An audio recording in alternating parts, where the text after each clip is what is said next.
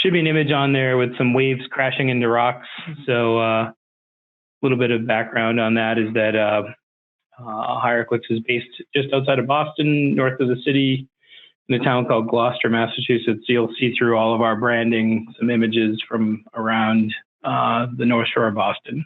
So with that being said, first and foremost, really disappointed that we're not able to be out on location in Phoenix this week. We were looking forward to the networking lunch, and it was our first of the year. And, obviously these circumstances are really unique, and we're disappointed that we couldn't make it. But as I mentioned in the email I sent out earlier this week, we've already planned our date for September. So we'll be back, same location, and hopefully we'll get a chance to meet everyone in person. But that being said, we wanted to make sure that we took the opportunity to share some of the insights that we were planning on sharing. The things that you are about to see are really some things that we haven't shared with the marketplace at all. We were hoping to use the Phoenix Networking Lunch as a way to introduce some of the interesting things that we're working on, and some of the things that we think are interesting given all the recruitment marketing happenings in 2020. So without further ado, we'll get going, and we'll start to go through some of this.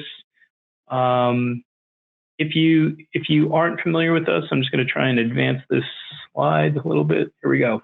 If you aren't familiar with us, this is a little bit about who is HireClix.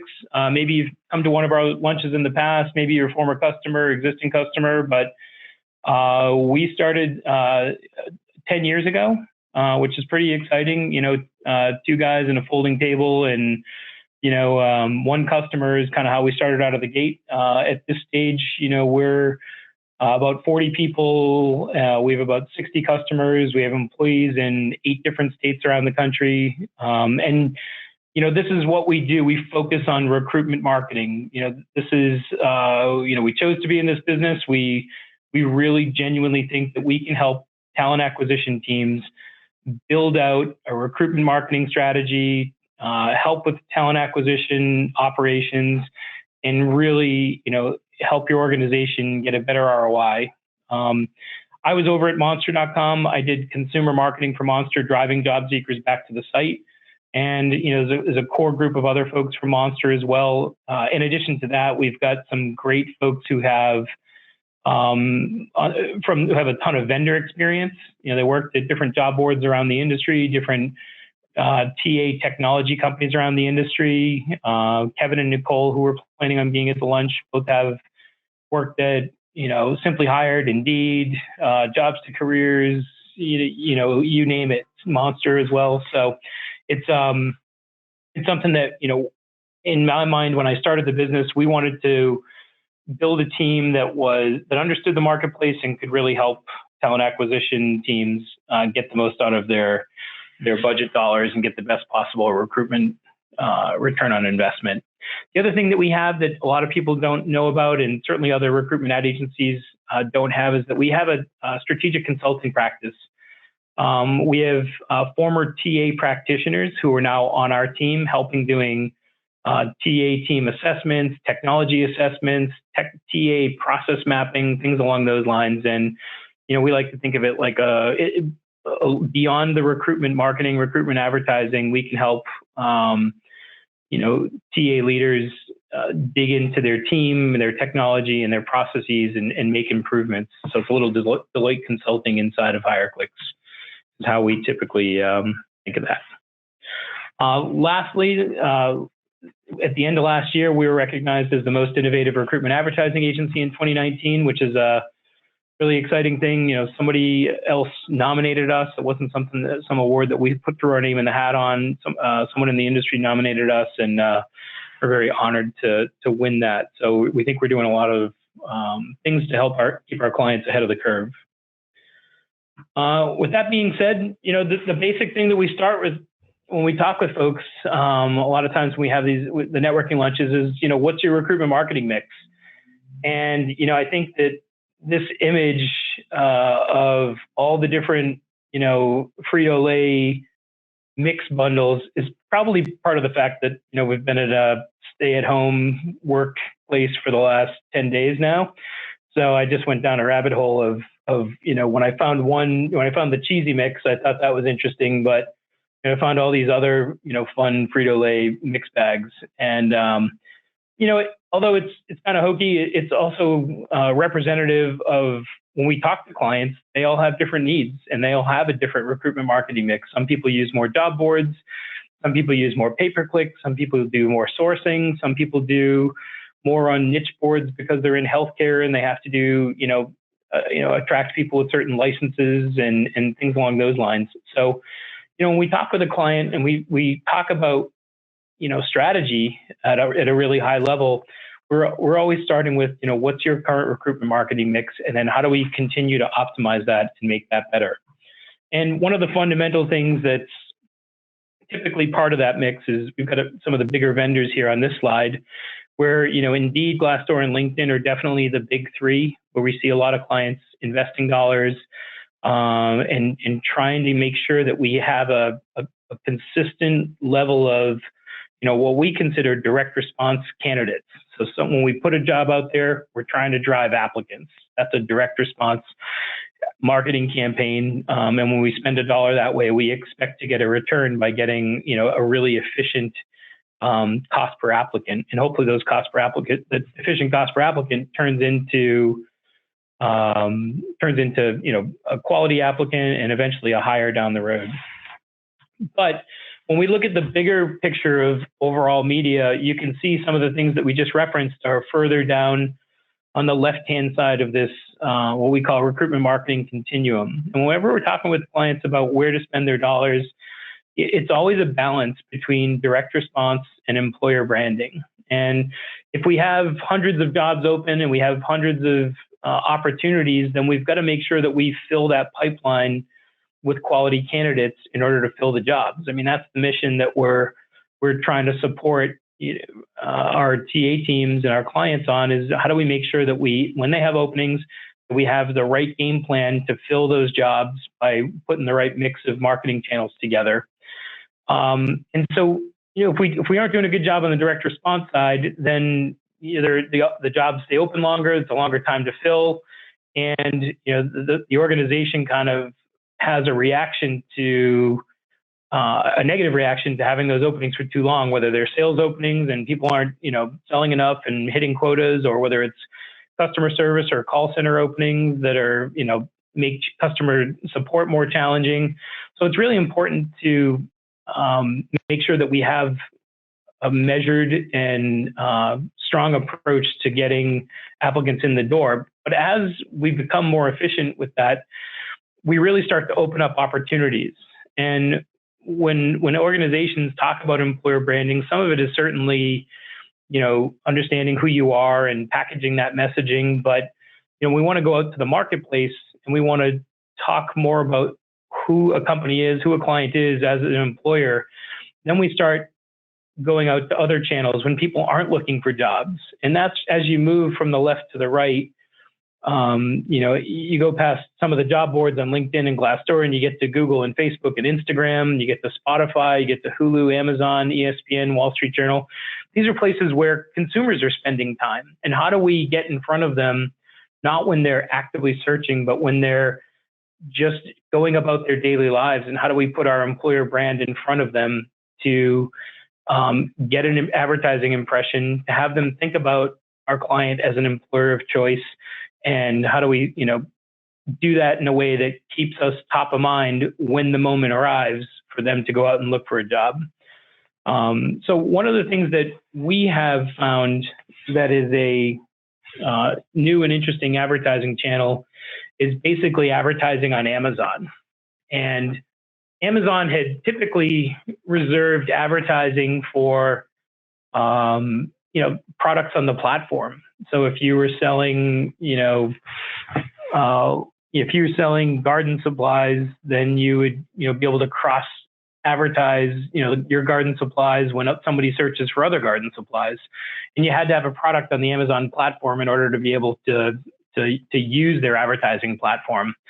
But at the end of last year, we were working with Amazon and basically had the opportunity to promote advertising opportunities that drove Amazon consumers off the site. And so that's really where we started to look into how can we use this as a channel to help our clients. And right now, Amazon, when it comes to the overall online advertising world, people spend the most on Google, second most on Facebook, and third most on Amazon. So it's really a massive advertising marketplace. And a few stats here just to give you the kind of sheer volume of it. Basically, there's 100 million Amazon Prime subscribers. Almost half of all online spending goes through Amazon. And there's an amazing amount of data that's online that really allows us to do targeting in a manner that would be helpful for us when we're thinking about trying to target candidates. We can target by geography, which is always really critical when it comes to jobs. We can target by interest, by salary. If we were trying to target really high-end salespeople, we could target people who make over $100,000 a year or something in that regard.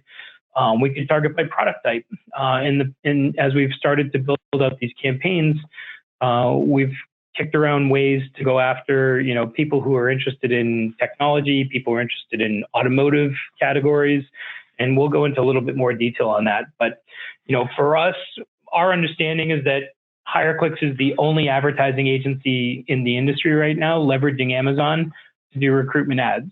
So again, this is something we haven't done a press release on. We haven't announced to the public. We've launched this with a handful of customers today. But given the sheer size of the marketplace, just like the size of Facebook as a consumer marketplace, as a consumer site, we think that Amazon holds a ton of opportunity for clients that are thinking about employer branding and even driving applies. So my world on Amazon is spending a lot of time looking at Nerf products because I have an 11-year-old son who effectively doesn't have enough Nerf guns to last him a lifetime, basically when you're in this environment here, you can see some of the traditional ads that would pop up. Over here is the main search page, but kind of cascaded behind it here, you can see over on the bottom right-hand side, I don't know if I can actually do this or not, but let's try it. Over here, you can see effectively would be your traditional Amazon ad, kind of cross advertising, extra yellow balls for the rival blaster. And, so once we have that, once you have that kind of thing in place, we basically, we're trying to find a different way to leverage advertising for candidates instead of cross advertising products. So what does it mean? Where can we advertise? Sorry, I think here we go. So as an advertising channel in general, what we're talking about is using targeted display campaigns. So we're not talking about text ads. We're using, typically a 300 by 250 ad or a 728 by 90 ad, which are the little banner ads you'd see at the top of the page or on the right-hand side of the page. And those ad units can be linked off to a landing page on a career site. It could be linked off to a specific landing page for certain jobs. It could be linked off to a lead capture page where you can just get a few fields, name, phone number, do a drop down with types of jobs you're interested in. Because again, someone is not going to have their resume ready to go when they're on Amazon, and if we present them with the job or our brand on that site. So we really want to make it as fluid as possible. The interesting part, and if you may or may not know this, but Amazon has some really key partners too: IMDb, Audible.com, Zappos. So the Amazon network goes well beyond just Amazon.com as well. We found that the platform has been very flexible. It allows us to do cost per click advertising. So we're not doing some big fixed contract. If we decide we want to spend, $5,000 or $10,000 and spread that over a couple months, we start running the campaign and we don't see the the results that we like, we can always pause that campaign. So, and if it's not efficient, we need to reallocate the dollars from Amazon to something else. It's just as flexible as something like Indeed or any of the other pay-per-click or paper advertising channels. So we do think that it's probably more focused on driving employer brand versus driving direct applicants. When we think about that continuum, if you remember, Amazon was much further over to the right.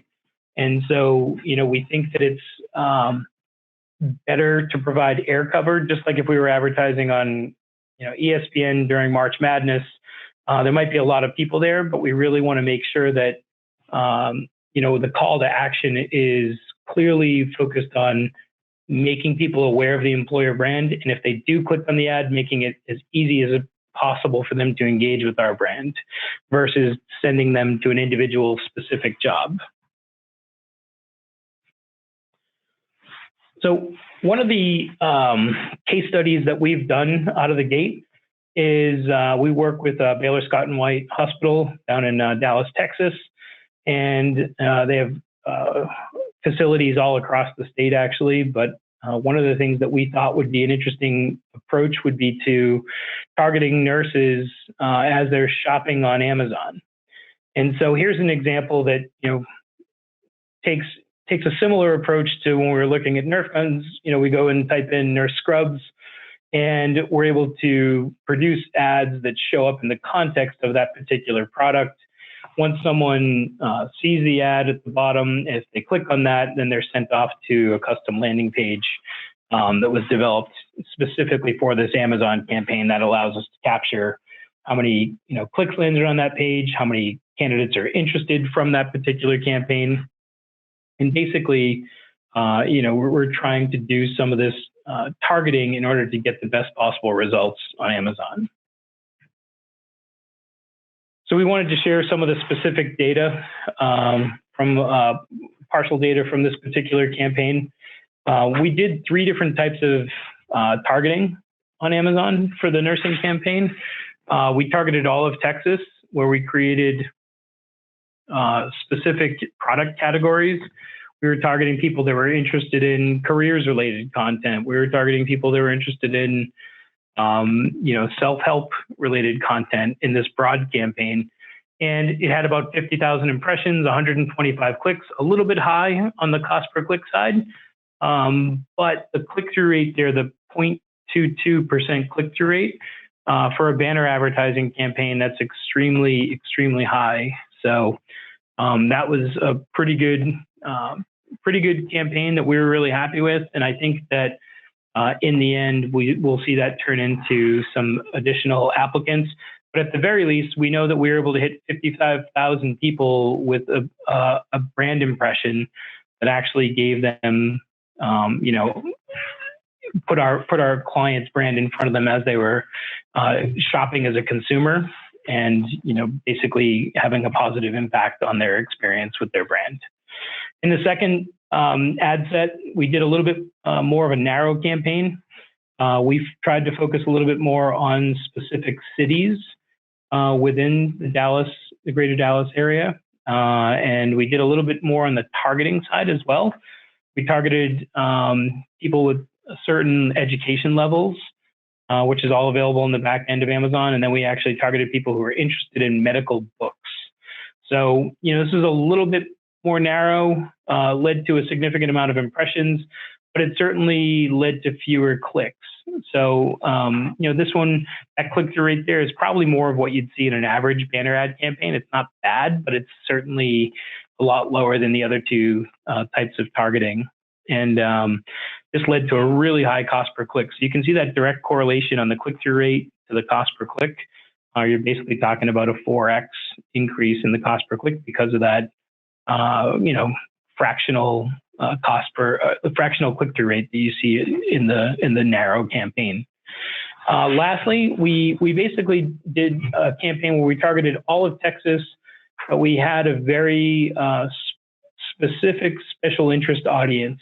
So we targeted a series of books that we thought would be very focused on, a female demographic, and we were able to, because it was a smaller audience, it was, a limited number of impressions, but again, a really good click-through rate and a pretty efficient cost per click on that side as well.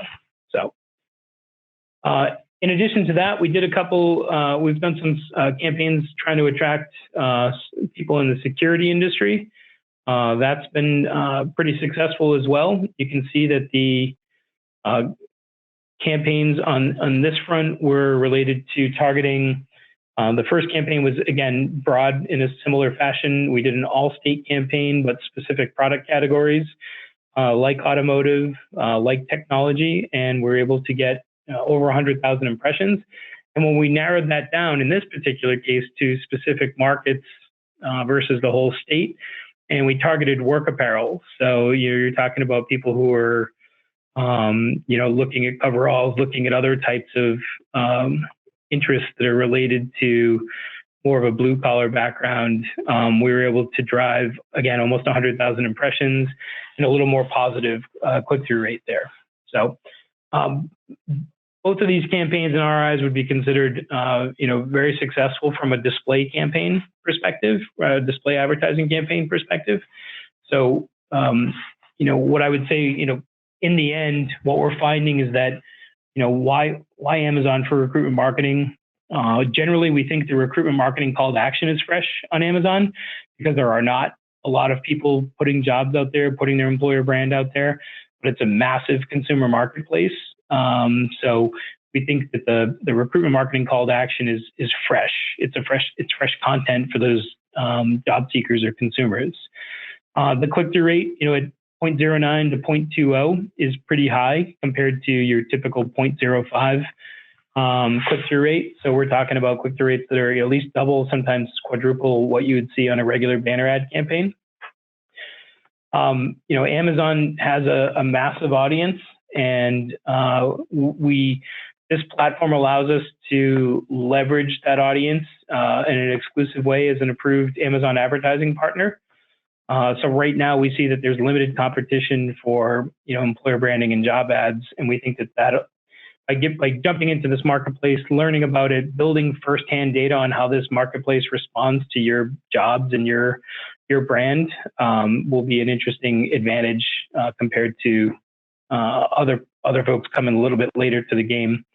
And the targeting's pretty incredible. I mean, if you wanted to get down to specific book titles or specific interests, it's really the first party data available from Amazon is fascinating. And, the more your candidates and your employees, then the better we can reflect the targeting to try and zone in on the types of folks that you're trying to attract to your organization. So, any questions? Again, feel free to jump in and use the question tab on your GoToMeeting handle here. And so the other thing that we wanted to talk about was basically something that we've been working on for probably over a year at this point, collecting data. And effectively what we've done is created what we consider an independent employer brand index. And so what that means is just like anything else, we've basically developed a model where we've gone out to the marketplace and not just used, what's on someone's career site, but we've used signals, I'll call them, from various different sources on a company across the internet. And we've basically pulled all those factors. There's about 20 factors that we've put into, I'll just give you the definition here that you can read, but basically there's 20 different factors that we've basically brought back into an index for each company that we measure. We weigh those 20 different factors in a unique, with a unique algorithm, giving each of them different value based on what we think is more important from an employer branding perspective. And in the end, it basically pumps out a score on a scale of 0 to 100 on how someone is doing. And the reason why it took us a while to measure this and watch this, we wanted to see that if someone improve some of the metrics that it would positively impact their overall employer brand index. So we feel like this is a methodology to come up with an employer brand index score that is pretty rock solid at this particular stage. So we're planning on doing a press release. We were planning on doing a press release about this in April to launch this. But basically, we're starting to do this in a way where we're offering, and anyone who is planning on attending the Phoenix lunch, we would do this employer brand index score at no charge, just to give you a sense of how you're doing. So that's an offer that Kevin and Nicole can follow up with you on if you're interested in that. But basically, what we've done is, once I get my employer brand index score, what do I do with it? And, it's there are a couple of things you can self-assess your employer brand, look at, what am I doing? What's working well? What's not working well? We've used it in a couple of our employer brand engagements where we've done comparisons to competing companies, whether they're, local, whether they're particular industry competitors that are not in the same geography. And then we've actually been able to track progress and improvement over time. So that's another thing as well, is that it can become a metric that you use, quarterly, every 6 months, every year, whatever the case might be, to see how your employer brand is improving in the marketplace. The categories, as I mentioned, there's 20 different factors, but the categories really fall into these 5 different groups.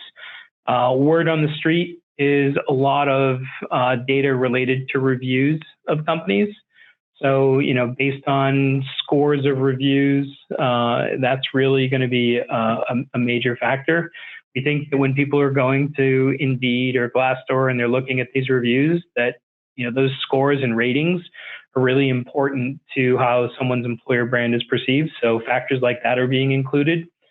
Leadership, and again, any place where the executives of an organization are evaluated and there's a score, that factor is being included as well. Recruitment investments, we tried to make sure that we weren't overweighing, someone's ability to spend, throwing the EVI out of whack.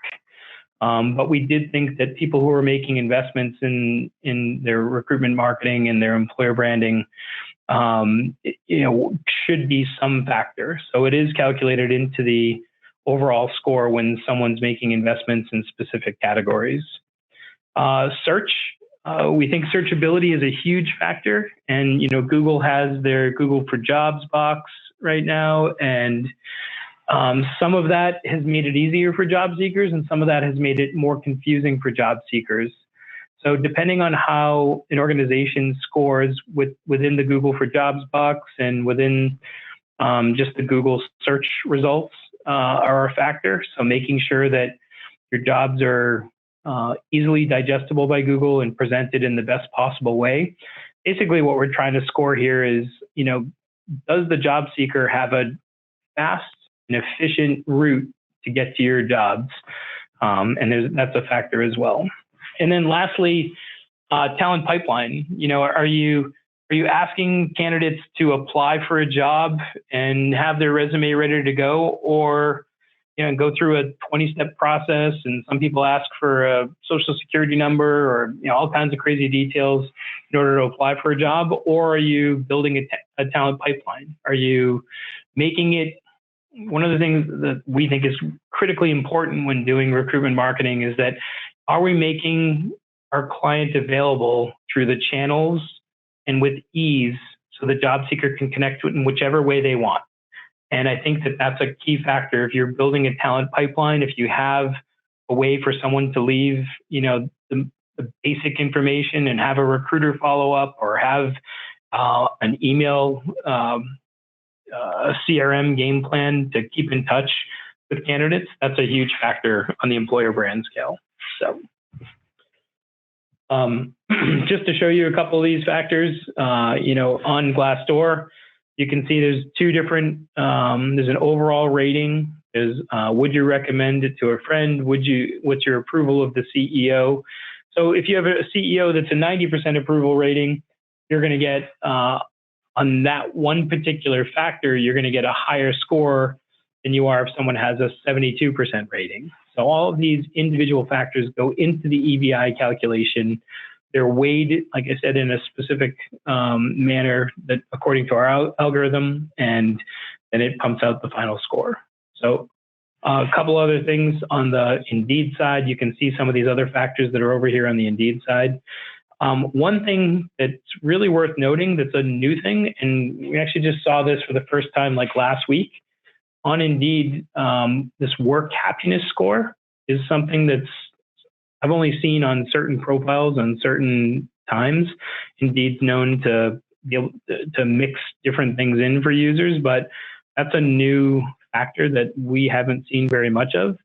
So you can certainly just keep your eyes out for that work happiness score.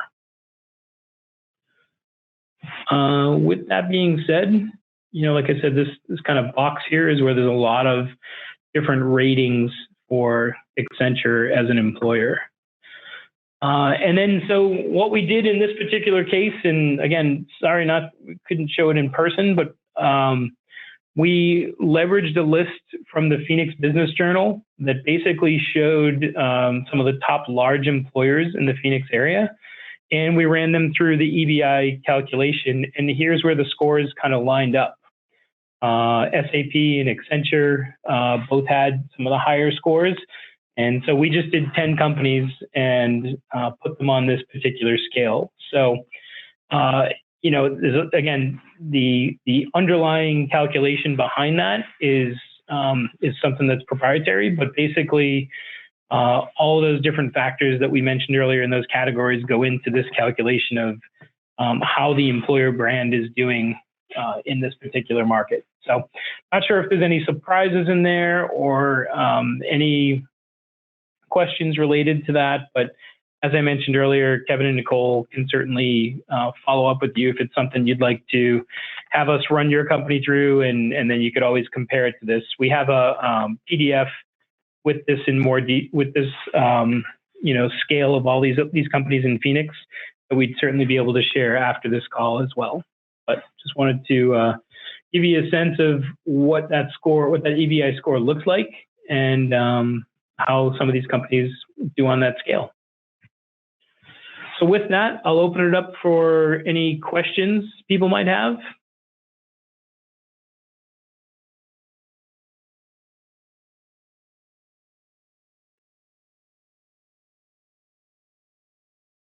So with the first question I have is that you mentioned there are 20 factors that go into the EBI. Do you share the details on each of those 20 factors? So the feedback on that is that no, we do not expose all 20 of those particular categories. We do talk about the groups, those 5 groups, the word on the street, the leadership, things like that. But we really don't get into the details of those individual factors. So we can provide some guidance on areas of improvement, but basically we have to keep that algorithm kind of private in order to get to that score. Good question, though.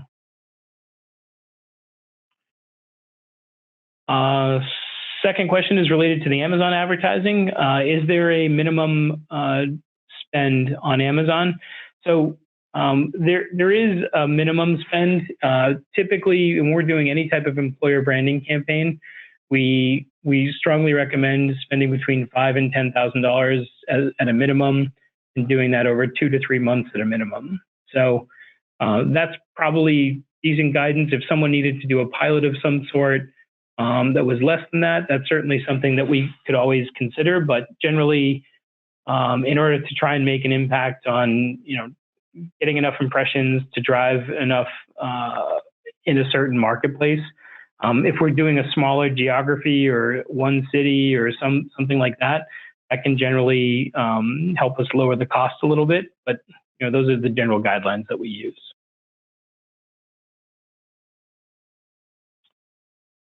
All right, I think that's it for questions. If there's nothing else, then like I said, we will send out these slides and a PDF with the EBI report for those companies in Phoenix.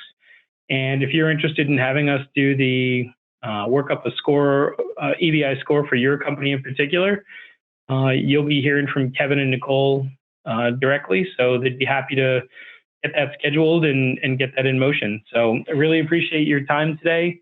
And again, disappointed that we're not able to see you, but we look forward to being in Phoenix in September. And please stay safe, and hopefully we'll see a lot of things go back to normal in a few weeks. So thank you so much for your time, and take care.